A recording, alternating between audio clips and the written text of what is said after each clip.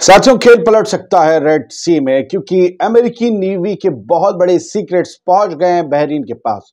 Bahrain के तूफान में फंस गया है अमेरिका। और क्या अब ये सीक्रेट्स हिजबुल्लाह और ईरान के पास पहुंच जाएंगे?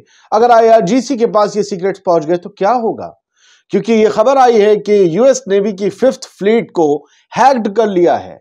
हैकिंग की है बहरीन के हैकर्स ने, और इसका नाम है इस हैकिंग ग्रुप का अल तूफान। तभी मैंने कहा था कि बहरीन के तूफान में फंस गया पापा, यानी कि अमेरिका, वो जिसे ज्यादातर लोग अपना पापा मान चुके हैं। दोस्तों, दक्कन टॉप में आपका खैर मकदम है। आपके साथ मैं Adil Khan Azad. Hackers gained access to confidential documents that contains detailed maps and pictures of US military base in Bahrain.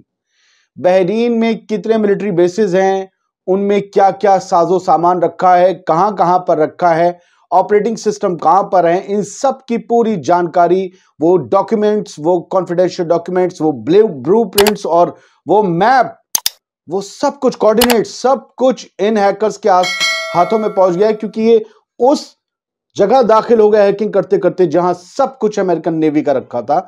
और 5th फ्लीट जो है अमेरिकन नेवी की इस वक्त पूरे खतरे में है, और ये सब कुछ जा सकता है हिजबुल्लाह और ईरान के आईआरजीसी के हाथों में।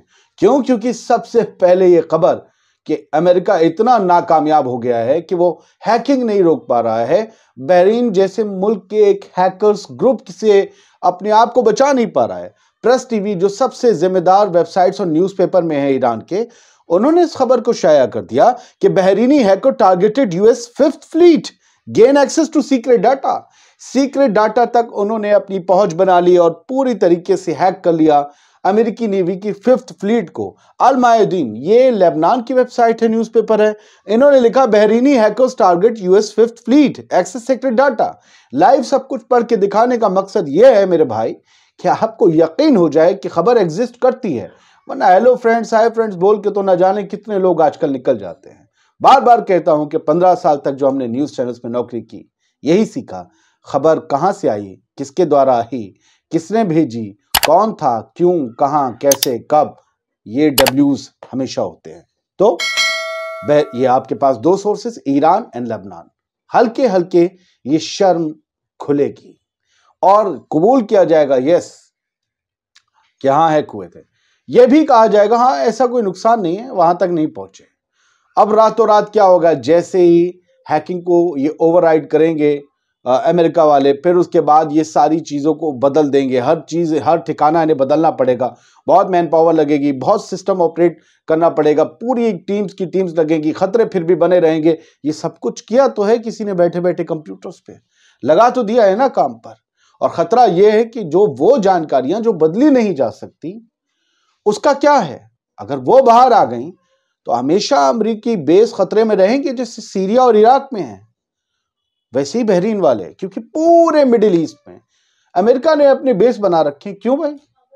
कि शांति कायम रखेंगे ना, भोकाल काटेंगे और किसी को लड़ने नहीं देंगे। हम ही लड़ेंगे, जब जी चाहेगा जिसके चाहेंगे टीप मार के कहेंगे तुम्हारा तेल आज से हमारा, तुम्हारे खजाने में पड़ा सोना हमारा, जैसे लीबिया में हुआ, जैसे इराक में हुआ।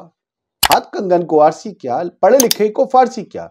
मोहम्मद गद्दाफी का और सद्दाम हुसैन का वो सोना, वो पेट्रो डॉलर को बनाने की जितनी भी सारे रकम इकट्ठा की गई थी, वो कहां गई? पहले भी जंग इसीलिए होती थी कि माले गनीमत लूट लिया जाए। आज की जंग को आप क्या समझते हैं? माले गनीमत तो लूटा जाता ही है, फिर एक जबड़ा पकड़ के मुआयदा किया जाता है कि तुम इतने पैसे में हमें अपना कच्चा तेल दोगे और इतने साल तक दोगे, वरना दोबारा। तो ये सब कुछ है। अमेरिका की बपौती भी खत्म होगी, जैसे बरतानिया की हुई, जैसे उससे पहले चंगेज खान की हुई, रोमियो की हुई, सबकी हुई, वैसे इनकी भी खत्म होगी। क्योंकि वक्त है और खत्म हो रही है। फिलहाल ये गजा की सूरत है, जहां पर रिफ्यूजी टेंट्स पर भी इजराइल की लगातार बमबारी हो रही है, जिसे देखकर दिल दुखता है कि आखिरकार जिन लोगों को बेघर कर दिया है, उन्हें और कितना मिस्मार करोगे, उन्हें और कितना बर्बाद करोगे? क्या तुम्हारे पास इंसानी शऊर नहीं है? क्या तुम्हारे पास एक भी जज्बा ऐसा नहीं है जिसमें इंसानों जैसा दिल धड़कता हो? तुम कहते हो कि हमास अब भी है, हमें लड़ रहे हैं, हॉस्टेज तुम हासिल नहीं कर पाए, आज 2 करने की खबर आई। हॉस्टेज आप वापस नहीं कर पाए, आप किससे लड़ रहे हो? आपने इन लोगों को बेघर कर दिया। ये तो पड़े हुए हैं, अगर इनके हाथ में हथियार होते मार झोड़ के तुम्हारे ऐसी तैसी मार देते हैं।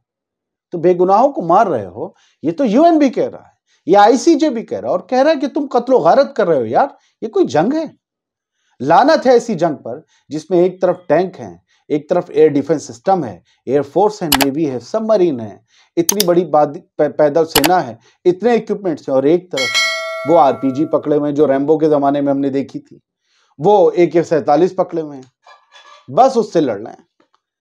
खैर ये सब कुछ हो रहा है जिससे आपको रूबरू करवाना बहुत जरूरी है।